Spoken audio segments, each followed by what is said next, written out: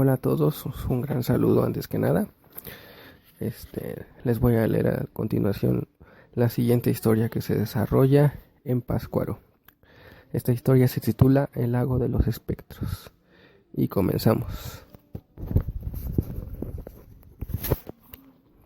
Las barcas parecían mariposas gigantes, iluminadas por luciérnagas, aquella noche en el lago de Pátzcuaro. Todo era como un inmenso altar de muertos. Los olores de la fruta y del pescado embotaban los sentidos de Paco.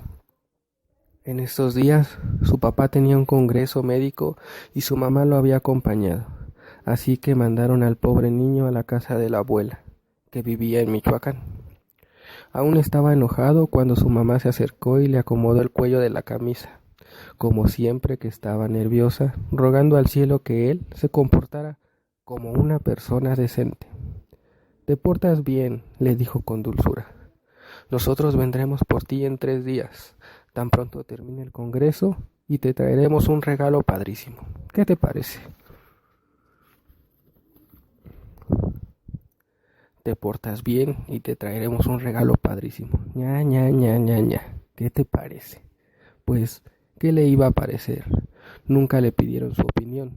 Él quería mucho a su abuela, sí, pero no sabía si era capaz de escuchar por millonésima ocasión la historia de cuando su abuelo fue abanderado en la primaria, y lo guapo que se veía, y eso que entonces la abuela todavía estaba en 4º año. Ahora, gracias a su tío Alberto, la abuela lo había liberado de la historia de la escolta y lo había dejado ir a ver cómo se desplazaban las barcas en el mar de la noche, para iluminar el camino de los muertos. Cuando llegaron a la orilla del lago, el chico se quedó mirándolo hipnotizado. Después de todo, pensó que la escena sí se veía cool, y que, aunque no era la bahía de Acapulco, podría disfrutarlo siempre y cuando el tío no le volviera a convidar con tamales de pescado blanco. «Vamos a ir al panteón», dijo el tío Alberto en tono jovial. «Si vienes a pasar muertos con nosotros, será interesante que veas los altares y la forma en que celebra la gente por aquí». El cementerio lucía esa noche como Paco jamás se había imaginado. Luces por todos lados, grandes altares, llenos de flores que adornaban las tumbas y comida por doquier. La gente platicaba, comía, se reía y tomaba café. Parecía más una fiesta para comentar lo que pasaba en la comunidad que un duelo por los que ya se han ido.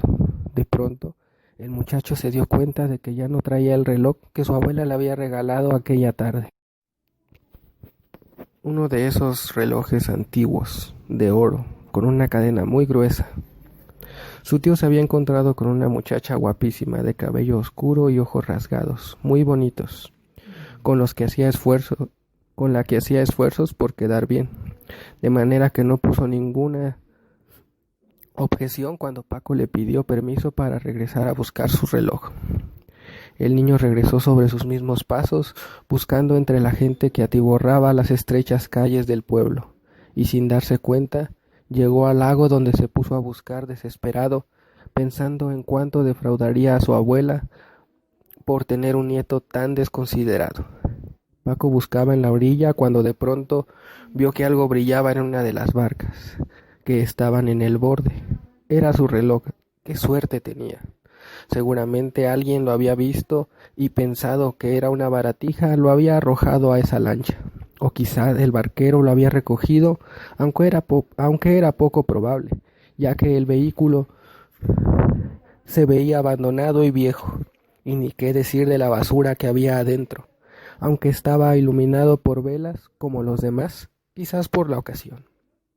Muy contento se subió, y mientras revolvía la hojarasca, la basura de latas, envoltura de chicles y pastelillos, el navío comenzó a moverse. Paco jaló desesperado el reloj, que tenía atorada la cadena entre 2 tablones del piso de la cubierta. El barquito se alejaba más y más, y hasta que el niño, de tanto tirar, salió disparado con el reloj y una parte de la cadena fuertemente agarrada. La sacudida debido al empellón fue violenta. Por poco cae al fondo del lago, pero una mano lo sujetó enérgicamente al vuelo. «Ah, muchacho ladrón, ya verás por andar subiendo hacia mi camelia. justo cuando me iba. ¿No ves que ahora tengo mucho trabajo?, dijo un viejo de cabello blanco y largo, pero con espacios en los que parecían faltaban mechones. Tenía las manos huesudas y estaba vestido con ropas muy viejas, casi tan sucias como su embarcación. No, señor, yo no iba a robar nada. Yo nomás estaba buscando mi reloj, repuso Paco asustadísimo. Si usted me hace el favor y me lleva a la orilla, le juro que no me vuelvo a acercar a su barco.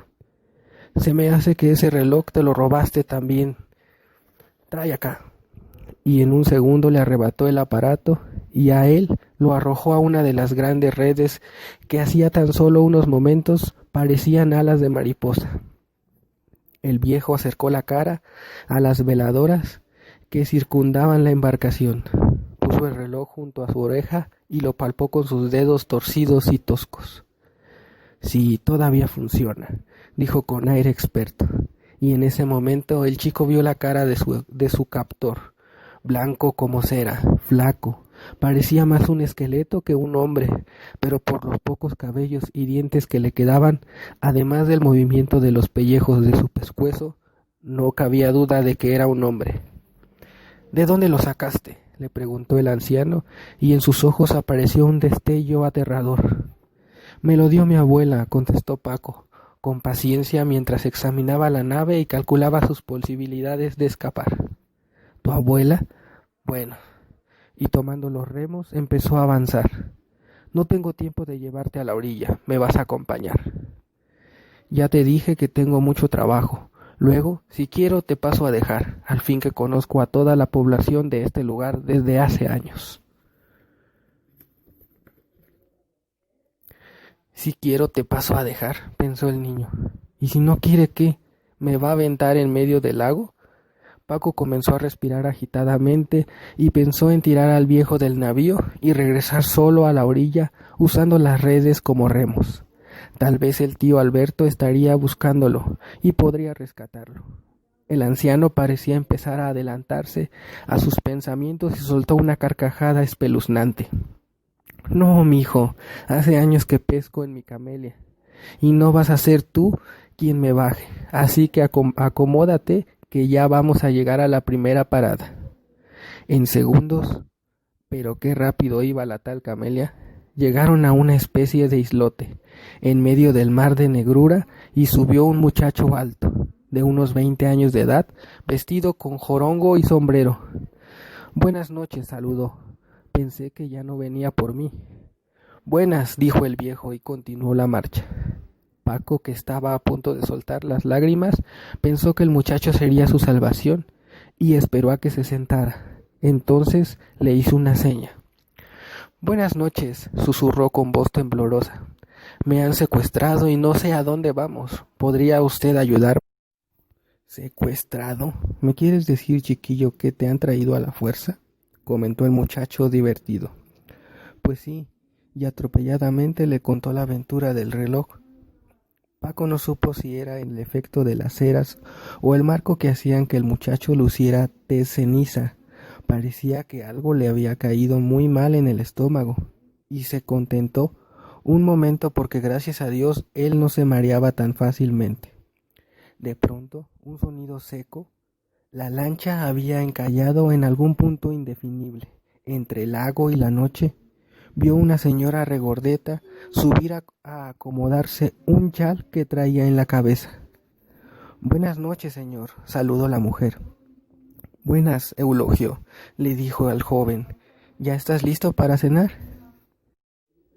¿Qué húbole, doña Pascualita? Ya estoy listo, aunque el que está todo atarantado es este chamaco, que cuenta una historia de un reloj y de que lo han raptado, contestó el muchacho a punto de estallar en carcajadas.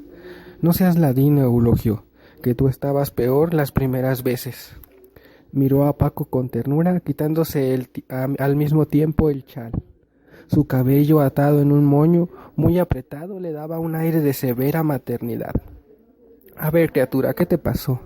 La mujer dirigió una sonrisa al niño que ya estaba cansado de que el tal Eulogio, igual que el viejo, no solo no le creyeran, sino que se divirtieran con su historia. De nuevo comenzó a relatar, dejando salir un suspiro de resignación al ver que la orilla estaba lejísimos y que los lugares en los que habían subido los pasajeros eran invisibles, en un lago que apenas conocía, en medio de la noche y en pleno Día de Muertos. Ay, muchachito, ¿todavía no te has dado cuenta?, se lamentó la mujer. Pero no te apures, eso nos pasa a todos, a unos más, a otros menos, pero a todos nos toma por sorpresa. ¿Qué nos pasa?, preguntó Paco, desesperado. ¿Acaso todo el mundo anda perdiendo cosas y un viejo loco se los anda llevando?, pensó. Pues, ¿cómo te digo?, contestó la mujer, contrariada. De pronto, un fuerte viento comenzó a mover la barquita de un lado para el otro. Paco, aterrado, veía cómo las flamas de las veladoras se movían a punto de apagarse. Donde se apague la luz, ¿qué vamos a hacer?, pensó. En un instante, el buquecito se detuvo por una fracción de segundo y el niño, por andar cuidando las velas, no se dio cuenta de dónde subió un hombre con una capa larga y pesadas botas, cuyas espuelas resonaban macabramente en la madera de la embarcación. El hombre no saludó. Después de un gruñido ininteligible, el barquero emprendió la marcha y doña Pascuala y Eulogio se apretaron las redes, muy cerca de Paco. ¿Qué nos pasó a todos?, inquirió el chico, esperando que le dijeran que ese era el dueño de la camelia y que por ello lo abandonarían en medio del lago. Mira, mijo, dijo la mujer, sumamente nerviosa. Ya mero sube Aurorita, y ella, que sí estudió en Morelia, podrá explicarte todo lo que pasa de mejor manera. La cosa sí que estaba poniéndose buena. Ahora necesitaba a una mujer que había estudiado para decirle que lo iban a aventar entre todos al agua. Para colmo, el tal Eulogio y la señora no dejaban de mirar al extraño hombre de la capa y cuchicheaban. ¿Qué hago?, se preguntó Paco. El cuadro era desalentador. La mujer y el muchacho hablaban por lo bajo, sin prestarle ya la mínima atención. El hombre de la capa miraba al vacío. Parecía una sombra recortada por las veladoras en la espesura de la noche. Repentinamente, el señor volteó y el muchacho vio un destello rojo en sus ojos vacíos. No había más remedio.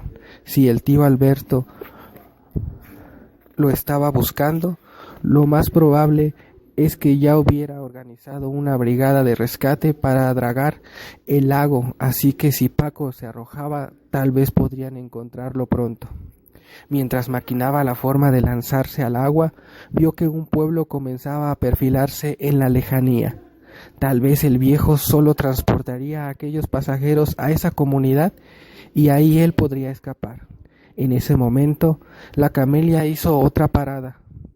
Una joven de cabello largo subió al bote, saludó con voz cantarina, aunque algo apagada, y pasó cerca del hombre de la capa con mucho cuidado.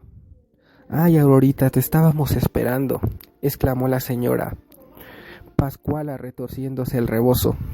«¿De veras?», preguntó la chica, acomodándose el vestido al sentarse. «Sí, verás». La chica no la dejó continuar. Al descubrir a Paco chilló como si hubiera encontrado una mascota. «Mira nada más, pero si tenemos compañía». «Hola, ¿cómo te llamas?», exclamó la muchacha. «Paco, Francisco Malagón Jiménez», contestó el niño, más cohibido por la voz de la joven y su alegre saludo que por la mirada del hombre de la capa. «Yo soy Aurora», se presentó, «y doña Pascuala y Eulogio ya son viejos conocidos míos», le dijo señalándolos. «¿Cuándo moriste tú?». «¿Qué? ¿Cómo que cuándo morí?». La cabeza de Paco daba vueltas y ahora sí comenzó a sentir náuseas. ¿Qué le quiso decir esa mujer? ¿Que estaba metido en un barco lleno de fantasmas? «Ay, Aurora, ya ni la muelas, yo me reí de él, pero tú sí que le soltaste todo de sopetón. Pues ¿qué no ves que el chamaco ni cuenta se ha dado? Le dijo el muchacho del jorongo, acomodando la red y moviendo una veladora cuya luz se traslucía por su mano. ¿No te habías dado cuenta? Ay Dios, perdóname, pero ¿qué otra razón tendrías para subirte a la camelia? ¿Y cómo podrías hacerlo si no para ir a la casa de tus parientes a la ofrenda? A eso vamos todos. Bueno, casi. Y miró al extraño individuo que se retorcía el bigote y lo miraba expectante. No, gritó Paco, no me morí. Ni quiero estar aquí. Ya me voy a bajar, señor, ordenó tratando de aparentar valentía. Señor, gritó al barquero, oríllese para que me baje. El llanto pugnaba por salir a raudales y el chico lo contenía estoicamente. No voy a llorar, pensó, y menos frente a esta bola de locos que quieren darme por muerto. ¿Qué ofrenda ni qué nada? Estos van derechito al manicomio, que seguramente está en el pueblito de la orilla. Mira, muchacho, mejor tranquilízate, que nada vas a ganar con llorar. Los tripulantes miraron estupefactos al hombre de la capa que acababa de pronunciar estas palabras de manera solemne. Es que, dijo el niño, yo estaba buscando mi reloj. Rápidamente Paco contó la historia mientras los otros fantasmas se veían más transparentes que al principio. Eso aclara las cosas, contestó el tipo. Como todos, tiene un motivo para estar en la camelia, repuso enigmáticamente el sujeto. Don Salvador, musitó doña Pascuala, pero ¿qué? ¿Que nunca te había hablado desde que viajábamos juntos, mujer? Ya ves, nunca había tenido nada que contarte. Paco sintió que el corazón se le paralizaba en esta pesadilla. Él todavía sentía la humedad de su aliento y la sangre hacía remolinos en sus venas. No podía estar muerto. De repente, una lágrima tibia comenzó a resbalar por sus mejillas. Las luces del pueblo eran más notorias cada vez y las figuras de los fantasmas se iban desvaneciendo conforme se acercaban a la orilla. Pero el chiquillo aún podía verlos cuchicheando y mirando al tipo de la túnica. Llegamos, dijo el remero. Servidos, señores, yo también me voy a echar un taco y zarpamos rayando el alba. Vamos, indicó Aurora a Paco. Busca tu casa, que seguramente hay cosas esperándote allá. Nos vemos a la vuelta. Doña Pascuala y Eulogio se despidieron sin dejar de mirar al hombrón cuya capa ondeaba al viento. La mujer se santiguó y bajó de la nave. El muchacho veía con horror que conforme se acercaban más a las calles iluminadas del pueblo, los espíritus se iban haciendo transparentes y parecían un manto de niebla finísimo en las áreas en las que había más luz. El señor de la capa bajó y se sentó en la orilla del lago. Mientras, Paco le rogaba al viejo que no se fuera, que le dijera dónde estaba y que le daría el reloj si lo regresaba al otro pueblo. Ese aparato está embrujado, contestó el anciano. Si lo quisiera no te hubiera dejado que lo vieras. Además, pregúntate, escuincle, ¿por qué te conduje a este sitio con el riesgo de voltear a mi camelia? El peso muerto en mi barquito es ligero. En cambio, un chamaco vivo y bien alimentado como tú, pues sí pesa. Mira nomás, qué barriga, y le dio una palmada en el estómago. El chico se sintió agradecido de que le hubieran dicho que estaba vivo, aunque no le pareció tan bien que le dijeran panzón. Oiga, pero el viejo se había ido. Paco no le pudo preguntar la hora del regreso o a qué población habían llegado. Sin embargo, que pensó que por lo menos lo habían dejado bajar y esperaba que desde ese lugar pudiera llamar al celular del tío, tranquilizarlo y pedirle que fuera por él. Así que, sintiéndose un poco menos desamparado, aunque igual de confundido que antes, bajó del barquito que se agitaba a cada movimiento. Una vez abajo, al empezar a correr, lo detuvo la voz de don Salvador. «¡Ey, escuincle, ven acá! Déjame ver ese reloj». Su tono era autoritario, aunque vagamente familiar. Paco volteó a ver al fardo que sería fácil confundir con una roca y le entregó el reloj. Los ojos del hombre brillaron con un destello indefinible y se levantó. ¿Qué piensas hacer, chiquillo? Aunque al muchacho le pareció que el hombre estaba tratando de mostrarse despreocupado. Su voz cavernosa temblaba cada vez que se dirigía a él. ¿A usted qué le importa?, replicó el niño, arrebatándole el aparato, y echó a correr por las calles empedradas con los pelos de punta. Rápidamente miró a una mujer que venía cargando una canasta llena de frutas cristalizada. Señora, dijo jadeando, me he perdido. ¿Podría usted? Sin embargo, la mujer pareció no escucharlo y siguió su camino con expresión risueña y tarareando un bolero de los que gustaban a la abuela de Angelita. Sorda, masculló entre dientes, y vio que un grupo de jóvenes caminaba animadamente hacia lo que parecía era el zócalo de la comunidad, pues a lo lejos se divisaba la cúpula de una iglesia. Oigan, se acercó. Hola, ¿me podrían decir dónde puedo encontrar un teléfono? Pero sucedió lo mismo que con la mujer de la canasta. Siguieron de largo sin mirarlo siquiera. No pierdas tu tiempo, chamaco, no te ven ni pueden escucharte. El espectro de la capa estaba parado a su lado y parecía divertido de que Paco se encontrara a medio camino en calidad de fantasma. ¿Por qué? Porque vienes en la Carmela. Y esa porquería es la última oportunidad para que los desgraciados como nosotros podamos estar en alguna parte en estas fechas. Después de nada, no existes, no vives, no ves, solo padeces el espacio entre un año y otro, cada día de muertos en el fondo del mugroso lago. Pero, ¿por qué? ¿Por qué? ¿Qué? Le espetó el sujeto con altanería. ¿Por qué no pueden verme? ¿Qué voy a hacer? Mi tío debe estar preocupado por mí.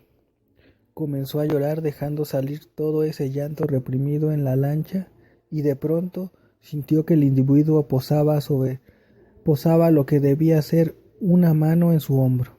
Ya, chamaco, no llores. Vamos a mi casa. ¿Tiene casa?, exclamó asombrado.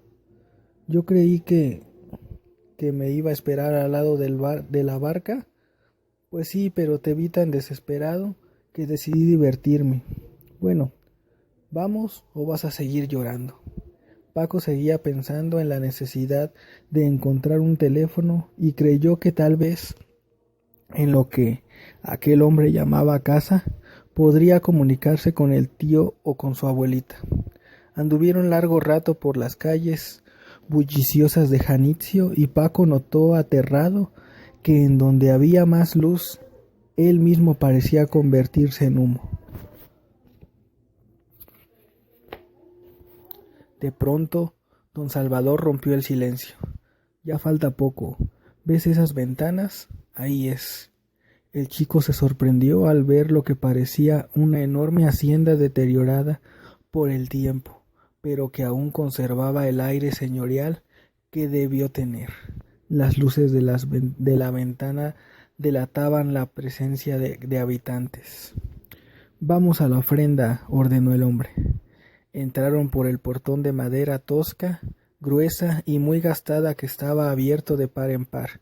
Caminaron por un ancho corredor con redes colgadas de las paredes, aunque el chiquillo ya no sabía si caminaba, volaba o flotaba, ni estaba seguro de poder ver de nuevo a sus padres, tan ajenos a aquel lugar a cientos de kilómetros de distancia. Aquí no hay teléfono, niño, así que no podrás llamar a tu casa, pero podrás comer algo y descansar para volver a la Camelia en unas horas. ¿Volvería a la lancha? ¿Y a Páscuaro? Su tío estaría furioso, pero ¿qué importaba si iba a volver?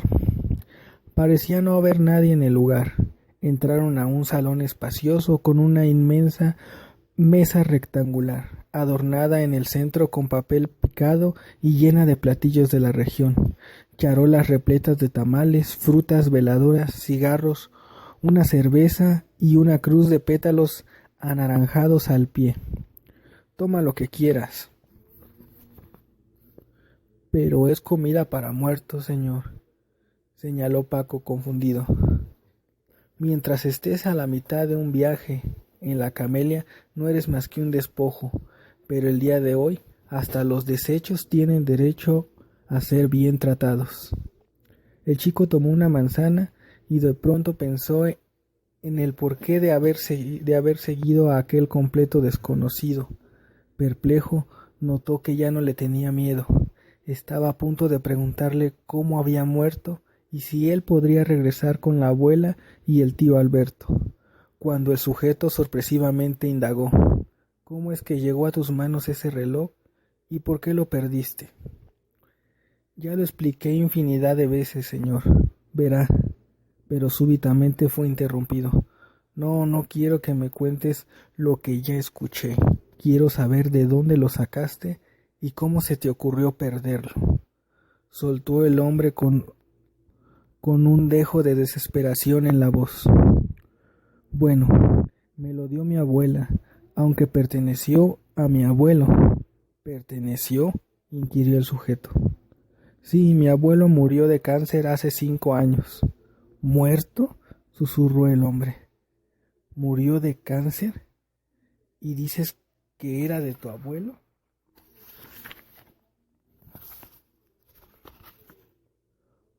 Bueno, ¿es que este hombre era de corto entendimiento o qué? Pacíficamente Paco repuso: Sí, mi abuelo Francisco murió hace 5 años. Ya nada más quedó mi abuelita Ángeles, y ella me dio el reloj esta mañana, cuando llegué a pasar el puente de Día de Muertos, porque mi papá, que es médico, invitó a mi mamá a un congreso en Acapulco. Yo soy hijo único y mi tío Alberto me llevó al lago para ver cómo... Y mientras el chico terminaba su relato, el gesto inescrutible aparecía en la cara del hombre. Entonces llegamos aquí.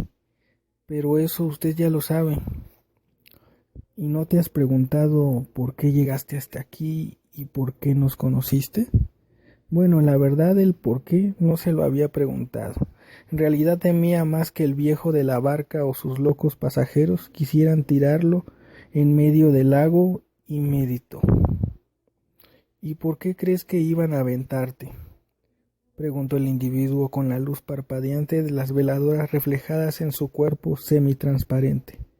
No lo sé, confesó el muchacho, y de repente se dio cuenta de que el extraño había descubierto lo que él estaba pensando minutos atrás.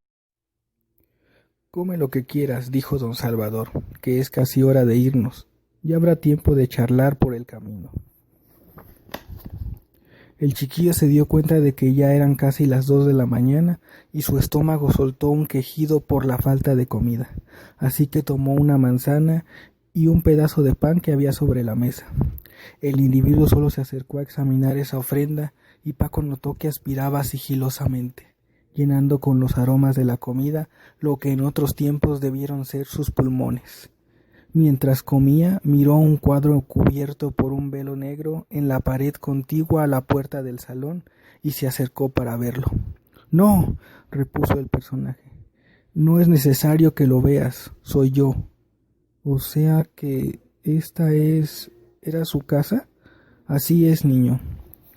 «¿Y por qué está tapado el cuadro?» «Digo, si se puede saber», repuso al darse cuenta que sumaba una más a su ya larga cadena de imprudencias. «Bien, creo que es hora de irnos, si queremos volver a tiempo», sentenció el hombre arreglándose la capa. «Señor, ¿por qué está tan interesado en saber sobre el reloj?». El anfitrión no contestó, como si de pronto se hubiera quedado mudo. Le hizo una seña a Paco y salieron de la estancia, mientras el chico observaba la cantidad de crucifijos que llenaban la habitación, y que ellos nuevamente se veían transparentes conforme se acercaban a la luz. Al volver al oscuro corredor por el que habían entrado, una anciana ataviada con delantal de cuadros y andar cansado se topó con ellos y profirió un grito. El chico pensó que se desmayaría al ver a dos fantasmas en circulación. Sin embargo, echó a correr agarrándose el cogote y gritando: «¡Jonah! ¡Jonah! El amo ha regresado». El hombre de la capa comenzó a andar casi a campo traviesa, y al muchacho ya le empezaba a costar trabajo darle alcance. De pronto se acercaron a una habitación iluminada en la que escuchó voces cada vez más diáfanas. «Pero Rita, ¿cómo crees que vio al amo? No, ese ya no se aparece por aquí». «No, no digo. Mire, Chona, estaba aquí y lo vi como le estoy mirando a usted y me escapé antes de que me soltara la mordida», repuso la mujer aterrada. «¿Y sabe qué?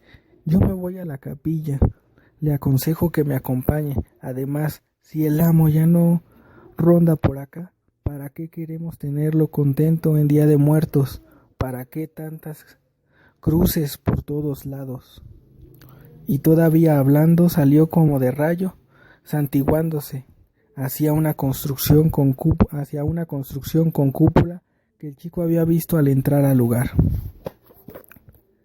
Bueno, Rita, ahí voy, no más para no dejarte sola, pero qué vieja miedosa». Y el niño vio como la otra mujer, Chona, al parecer salía de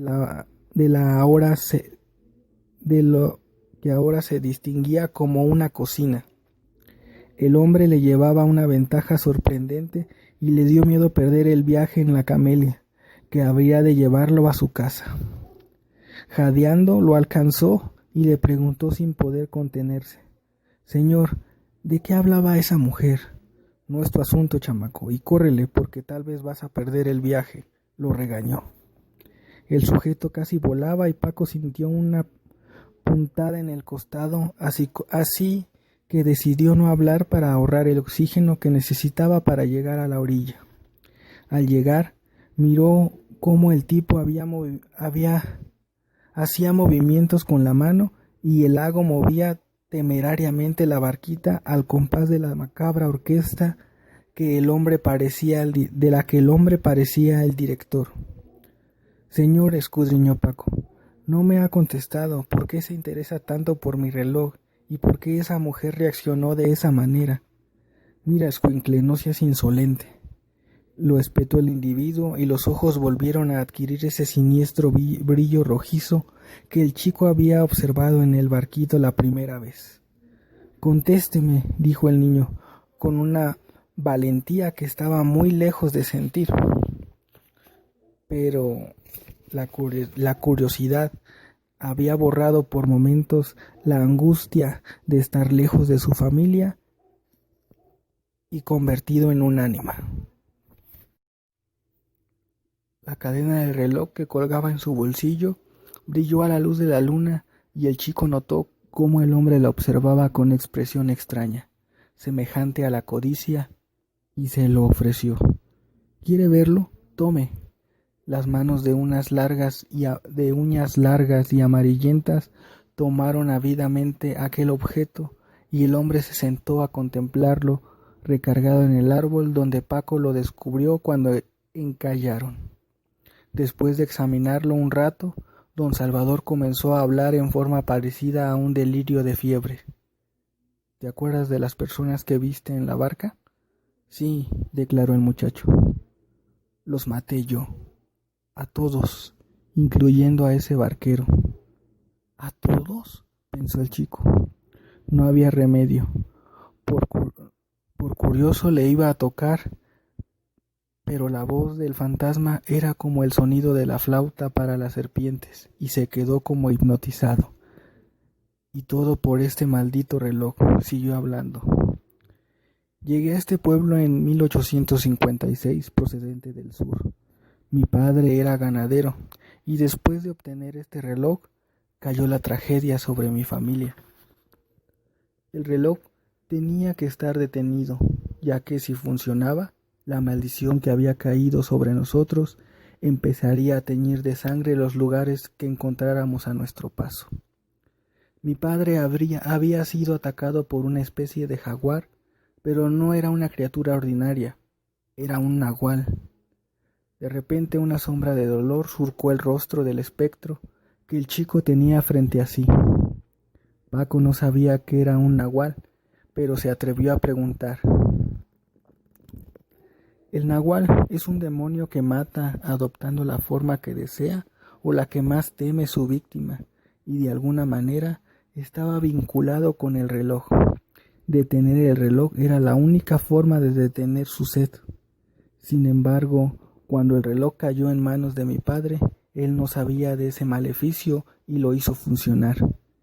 El pueblo en donde vivíamos comenzó a llenarse de cadáveres, gente asesinada de manera cada vez más espeluznante, con lo que mi padre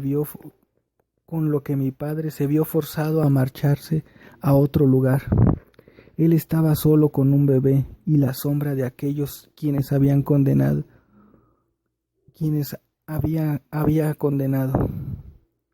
incluyendo a la mujer que había amado desde que era niño, aunque aún era lo suficientemente humano como para entender lo que hacía y hasta darles cristiana sepultura a algunos.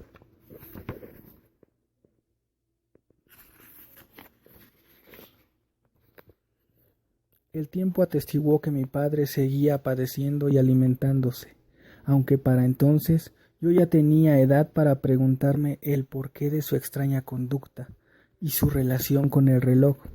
Sin darme cuenta lo tiré y justo cuando la policía comenzaba a rondar el barrio donde vivíamos en busca del asesino. Fue entonces que mi padre decidió venir a Michoacán. Cuando se me cayó el reloj, se detuvo y llegamos a establecernos aquí, en donde mi padre podría comenzar de nuevo, amparados con la fortuna que había amasado antes y con el aparato que, detenido, le daba un respiro para vivir una vida más o menos normal. La historia era escalofriante. Paco comenzó a temer que además de estar con un fantasma, estuviera loco o peor aún, que él mismo fuera el deschavetado. Pero el sujeto ya no lo miraba sumergido en sus recuerdos. Continuaba hablando. Tiempo después, ya siendo adolescente, conocí a una muchacha, justo en una noche como esta. Vinimos al lago y disfrutamos verlo llenarse de embarcaciones que parecían mariposas de fuego. Luego nos dirigimos al cementerio, donde hablamos lejos de la vigilancia de sus padres. Amé a esa mujer como a nadie en el mundo. Nos casamos y tuvimos la dicha de tener 2 hijos, Irene y Francisco.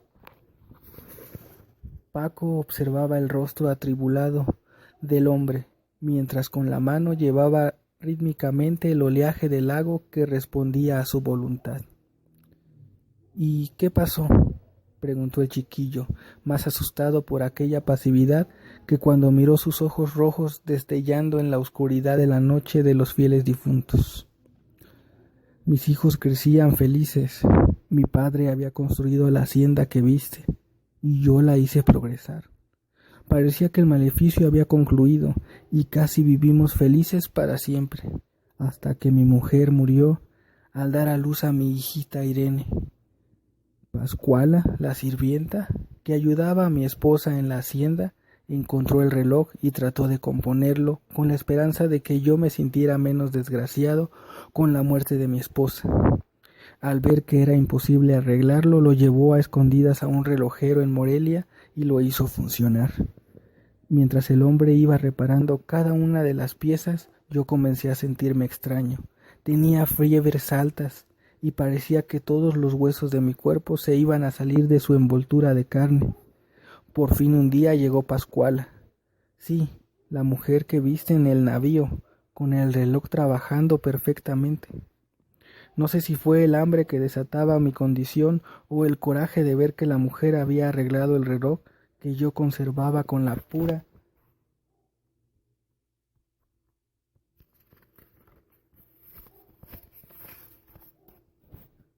pura intención de mantenerlo detenido, pero me abalancé sobre ella y casi con deleite extraje hasta la última gota de sangre que tenía. El muchacho pegó un respingo. Estaba frente a un asesino. Cuando me di cuenta, mi habitación era un mausoleo de carne y sangre, y la mujer yacía sin vida en el suelo. Limpié como pude y la traje aquí, al lago, con la cabeza cortada y el cuerpo lleno de semillas para el mal de ojo. Pedí a Sebastián, uno de los peones del caserío, que me condujera a aventar mi paquete a medio lago, en la lanchita que él usaba para traer pescado fresco a nuestras cocinas, la que él cariñosamente había bautizado como Camelia. Paco hizo una mueca de espanto. Pascuala y Sebastián eran dos de los tripulantes. Traté de triturar el reloj, de enterrarlo, de tirarlo, pero todo era inútil. El relojero había sabido hacer bien su trabajo. Inventé un viaje de negocios. Irene y Francisco quedaron al cuidado de Chona, la señora que hoy viste en la cocina, mientras yo vagaba por poblados en los que nadie notaría la extraña desaparición de algunos vecinos, además de que me mudaba constantemente. Visitaba con cierta regularidad a mis hijos, pero en cuanto sentía la ansiedad, desaparecía.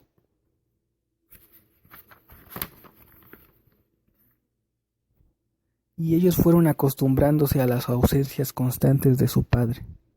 Irene se transformó en una bellísima joven, muy parecida a su madre y con sus convicciones, de tal manera que se convirtió en profesora de primaria, mientras que Francisco estudió medicina y se fue a vivir a la Ciudad de México, en donde ejercía una práctica honorable, hasta que tuvo que regresar a ver morir a su hermana.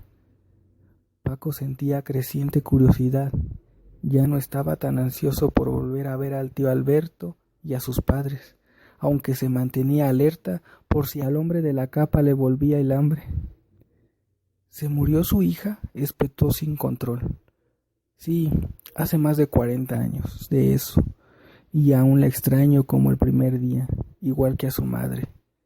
Pero si usted puede regresar cada año y si ellas están muertas, pues... No, muchacho, ellas reposan en suelo sagrado, inaccesible para mí. Además, ellas no vuelven a la hacienda en Día de Muertos. Ellas van a ver a mi hijo, o iban.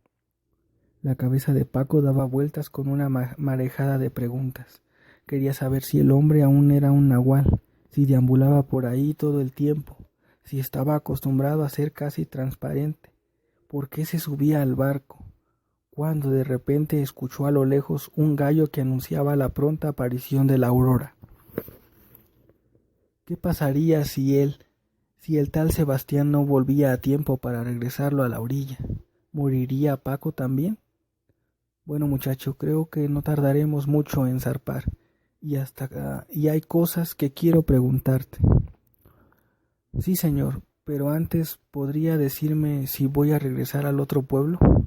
El hombre parpadeó, parecía no ser capaz de responder a su pregunta. Por eso el chiquillo ya no se animaba a formularle otras. Paco notó que el aire helado empezaba a sentirse en la orilla del lago, y cómo varias ánimas se acercaban a éste y se iban convirtiendo en una suerte de fino rocío. Así que se le ocurrió preguntarle de qué había muerto la tal Irene. Tal vez lograría predisponerlo a contestarle si regresaría vivo al pueblo de su abuela. ¿Qué le pasó a su hija? El extraño destello rojo en los ojos del hombre brilló con más intensidad, y se quedó largo rato observando el lago, mientras la aurora avanzaba, hasta que respondió con voz ronca. La asesinaron. La asesinó el tal Eulogio, el hombre que conociste en la canoa. Rayos, la cosa se ponía cada vez peor. El chico se sintió mareado. No cabía duda de que un momento a otro el hombre iba a echársele al cuello sin miramiento alguno. Así que se levantó y con paso descuidado comenzó a andar hacia el pueblo. Él estaba vivo todavía y las ánimas se iban ya, así que por la mañana podría telefonear al tío Alberto desde alguna casa. si era tan rápido como para escapar de ese monstruo.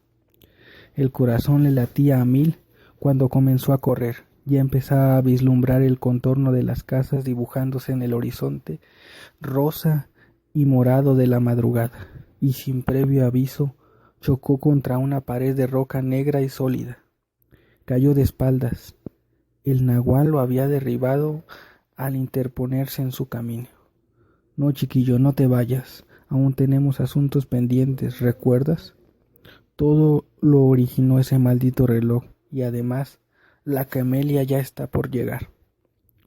A Paco le pareció percibir un destello en los dientes del sujeto, o más bien en los colmillos, y de pronto se dio cuenta de que surcaba los aires como un títere vuelto hacia arriba. El sujeto lo conducía suspendido en el aire hacia el lago, y el muchacho no podía entender cómo no lo escuchaban a pesar de los gritos de auxilio.